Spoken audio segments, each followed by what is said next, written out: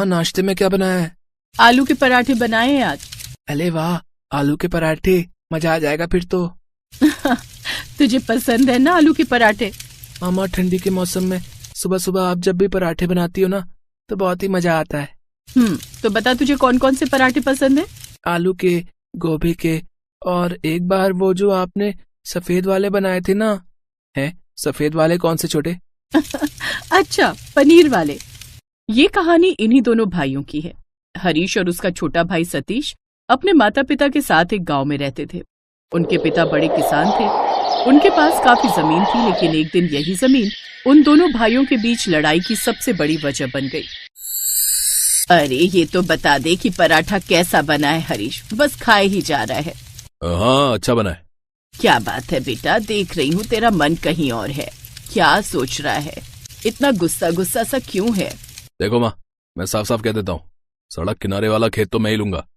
भैया ने ये कैसे मान लिया कि वो खेत उनका है? अरे पर उसके बदले मैं तुझे वो बड़ा वाला खेत तो दे रही हूँ ना। रहने दो माँ, अगर छोटे को वो सड़क वाला खेत ही चाहिए तो दे दो उसे ही। और तू क्या लेगा फिर? मुझे जमीन और संपत्ति का कोई लालच नहीं है माँ। लालच जैसी कोई बात नहीं है भैया, मैं अपना हक मांग रहा हूँ। माना कि पिताजी के जाने के बाद आपने घर की सारी जिम्मेदारी उठाई है, लेकिन इसका मतलब ये नहीं है कि आप अकेले ही सारी संपत्ति के मालिक हैं। ये क्या बात है सतीश? कम से कम पराठे तो चैन से खा ले, फिर करते रहना बंटवारे की बात। वैसे भी अभी मैं जिंदा हूँ, जब मर जाऊं तो इस घर के बीच में दीवार खड़ी कर लेना, समझे? माँ। सतीश की आंखों के सामने उसका पूरा बचपन एक बार में ही गुजर गया। उसे वो सड़क किनारे वाला खेत तो मिल गया था, लेकिन वो अपने बड़े भाई का प्यार खो बैठा था। तभी अपनी छत पर हरीश टहलने के लिए आया। वो सर्दी की सुबह थी। हरीश ने सतीश को देखा, 2 सेकंड नजरें मिलाई और फिर दूसरी तरफ मुंह करके टहलने लगा। सतीश भी हरीश को देखकर कुछ नहीं बोला। कुछ देर बाद हरीश के घर के नीचे से उसकी बहू हर्षिता ने उसे आवाज लगाई, पापा जी जल्दी नीचे आ जाओ, पराठे बन गए, ठंडे हो जाएंगे। हर्षिता की बात सुनकर हरीश सीढ़ियों की तरफ बढ़ने लगा। तभी उसने एक नजर फिर सतीश को देखा, जो नजरें झुकाए बैठा था, पर हरीश ने उससे कुछ नहीं कहा और फिर वो नीचे आ गया। कहाँ चले गए थे आप पापा जी? देखिए ना पराठे ठंडे हो रहे हैं। कहीं नहीं बेटा, वो ऐसे ही छत पर जरा टहलने गया था। कितनी ठंड है और आप ऊपर ठंड में टहलने चले जाते हो, बीमार पड़ जाएंगे। यहाँ बैठिए, मैं पराठे लेकर आती हूँ, साथ में दही लेकर आऊं? नहीं, पराठे के साथ सिर्फ चाय दे दो। सिर्फ चाय क्यों? पता है, जब मेरी माँ पराठे बनाती थी ना तो हम दोनों भाई, मेरा मतलब हम सब चाय के साथ ही पराठे खाते थे। फिर शाम को जब हर्षिता अपने पति हिमांशु के साथ बैठी थी, सुनिए आज मुझे सब जानना है। क्या जानना चाहती हो? यही कि पापा जी और चाचा जी आपस में कभी बात क्यों नहीं करते? हम उनके घर क्यों नहीं जाते और वो हमारे घर क्यों नहीं आते? आप हमेशा टाल देते हो, पर आज मुझे सब जानना है कि आखिर ऐसी क्या बात हो गई दोनों भाइयों के बीच। अच्छा बाबा, धीरे बोलो, सब बताता हूँ। उस दिन हिमांशु ने हर्षिता को सारी बात बता दी। सारी कहानी जानने के बाद हर्षिता दुखी हो गई और वो सोचने लगी कि कैसे दोनों परिवारों को एक किया जाए।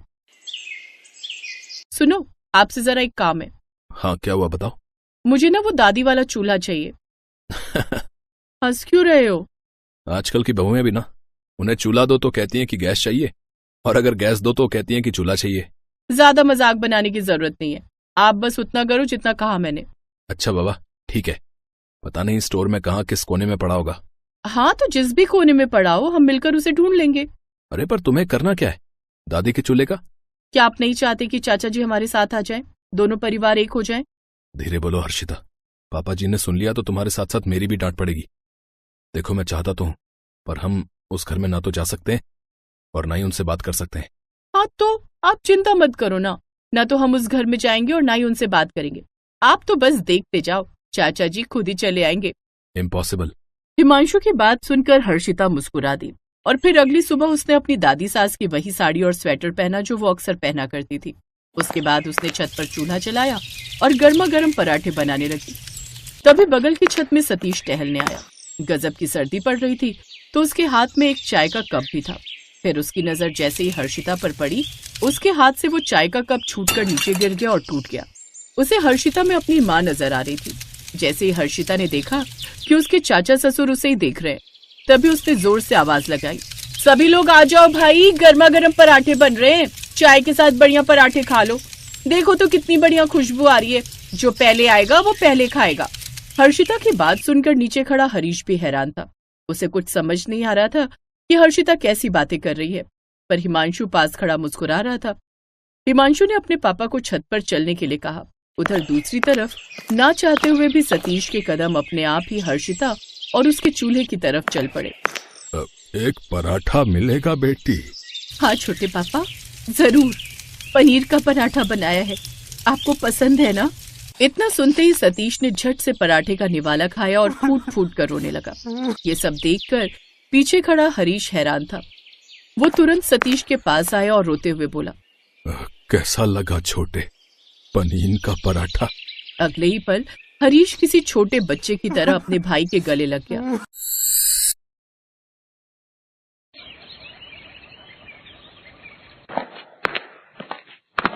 आ गया? हाँ, पर तुम्हें क्या हुआ? तबीयत तो ठीक है तुम्हारी? हाँ, मेरी तबीयत को क्या होगा? तो फिर अभी से कंबल में? अरे बाबा, सारा काम निपटा लिया है, अब ठंड लग रही है बहुत। अच्छा ठीक है, पर एक कप चाय तो पिला दो यार। सॉरी यार, अब तो मैं कंबल में बैठ गई हूँ। आप प्लीज अपने लिए चाय बना लो, चाहे तो मैं कल आपके लिए 2 कप बना दूंगी पक्का। तुम भी ना कमाल ही हो। प्लीज बना लो ना, मेरा कंबल से निकलने का बिल्कुल मन नहीं कर रहा, सच में। हाँ ठीक है, मैं बना लूंगा। अच्छा सुनो, एक और बात कहनी है, बुरा तो नहीं मानोगे? हाँ बोलो ना। अगर बना ही रहे हो तो 1 कप मेरे लिए भी बना दो ना प्लीज। ये कहानी है समीर और नीलम की। समीर एक कारपेंटर था और उसकी शादी नीलम से हुई थी। नीलम बहुत गरीब घर से थी। उसके पिता मुरारी एक छोटे किसान थे। मुरारी के पास इतने पैसे भी नहीं थे कि वो अपना घर बना सके, इसीलिए उन्होंने अपने खेत में ही किसी तरह उधार लेकर एक कमरा बना लिया था। नीलम के 2 भाई बहन और थे। कुल 5 लोगों का परिवार एक ही कमरे में रहता था। नीलम का बचपन भी उसी कमरे में बीता था। क्या हुआ, इतनी उदास क्यों? अरे कुछ नहीं। बोलो ना, कुछ तो बात है, वरना तुम इतनी शांत कहाँ रहती हो? कुछ ना, वो बस अम्मा बाबूजी की याद आ रही थी। अरे तो इसमें कौन सी बड़ी बात है, मैं तुम्हें छोड़ आता हूँ, तुम घर हो आओ। अरे नहीं जी, वो तो बस ऐसे ही। देखो मैं समझ रहा हूँ, तुम्हारा मन है तो मिलाओ ना सबसे। नहीं, अभी नहीं, गर्मियों में चलेंगे हम।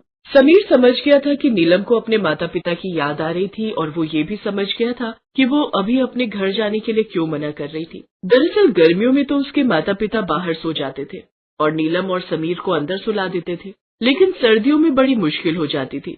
ऐसे में अगर समीर और नीलम भी वहाँ चले जाते तो वो लोग कहाँ सोते, और यही सोचकर नीलम ने समीर को ठंड में वहाँ जाने से मना कर दिया।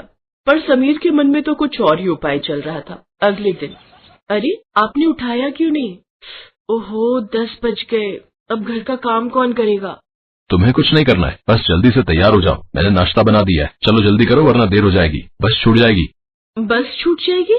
हम कहाँ जा रहे हैं? अरे तुम्हारे मायके और मेरे ससुराल, चलो अब जल्दी करो। परवर कुछ नहीं, मुझे भी उनसे मिलने का मन कर रहा है, हम जा रहे हैं बस। वो तो ठीक है, पर हम सोएंगे कहाँ, यही सोच रही हो ना तुम? समीर के इतना कहते ही नीलम की आंखों में आंसू आ गए। वो समझ गई कि समीर उसकी दुविधा समझ गया था। तभी समीर ने उसकी आंखों से आंसू पोंछते हुए कहा, तुम चिंता मत करो, मैं दामाद बनकर नहीं बल्कि बेटा बनकर चल रहा हूँ तुम्हारे साथ। इसके बाद दोनों बस में बैठकर नीलम के गांव के लिए चल दिए। नीलम ने अपना बैग संभाला हुआ था और समीर ने अपना। समीर के बैग को देखकर नीलम बोली, इसमें क्या ले जा रहे हो जी, बड़ा भारी लग रहा है। इसमें ना गंदे कपड़े हैं, 2-3 हफ्तों के, अपनी साली से धुलवाऊंगा जाकर। इस बात पर दोनों जोर से हंसे और फिर कुछ घंटों के बाद वो दोनों नीलम के गांव पहुंच गए। कुछ देर पैदल चलने के बाद दोनों नीलम के पापा मुरारी के खेत पहुंचे, जहां बस एक ही कमरा था और नीलम की माँ रामकली बाहर खाना बना रही थी। नीलम और समीर को देखते ही मुरारी और रामकली बहुत खुश हुए। अरे तुम दोनों ने तो खबर भी नहीं दी, ऐसे अचानक? अचानक नहीं आते मम्मी जी तो आपके चेहरे पर ये मुस्कान कैसे देखते? रामकली ने उन दोनों को अंदर बिठाया और खुद उन दोनों के लिए चाय बनाने चली गई। मुरारी उन दोनों से बातें कर रहा था और उधर समीर पूरे कमरे को बड़े गौर से देख रहा था। उस एक कमरे में ही सारा सामान रखा था, राशन से लेकर रजाई तक। समीर समझ गया था कि मुरारी और रामकली बड़ी मुश्किल से गुजारा कर रहे थे। बातें करते करते रात हो गई। तब तक नीलम के छोटे भाई बहन भी खेल कर आ गए। सबने साथ में खाना खाया और फिर जब सोने की बारी आई तो रामकली ने वही कमरे के पूरे फर्श पर चादर और दरी बिछा दी। अब उस कमरे में 6 लोग सोने की कोशिश कर रहे थे, मगर वो बुरी तरह से फंसे हुए थे। ये देखकर नीलम बहुत शर्मिंदा हो रही थी। सब लोग जैसे तैसे लेट तो गए, पर रात में जैसे जैसे ठंड बढ़ी तो सब अपनी अपनी तरफ रजाई खींचने लगे। कभी मुरारी की रजाई छीन ले जाती तो कभी दूसरे कोने में समीर बिना रजाई के ठंड में कपकपाने लगता। बड़ी मुश्किल से रात कटी। फिर अगली सुबह जब सब लोग उठे तो देखा कि समीर वहाँ नहीं था। सब परेशान होने लगे। तभी उन्होंने देखा कि समीर खेतों के बीच से चला आ रहा है और उसके कंधे पर 3-4 बांस है। ये क्या है जी? इसे बांस कहते हैं, बहुत मजबूत होता है ये। अरे वो तो मुझे भी पता है, पर इन्हें क्यों ले आए हो? अभी सब पता चल जाएगा, तुम जल्दी से एक कप चाय बना दो। हाँ ठीक है, चाय पियो और अपने घर चलो।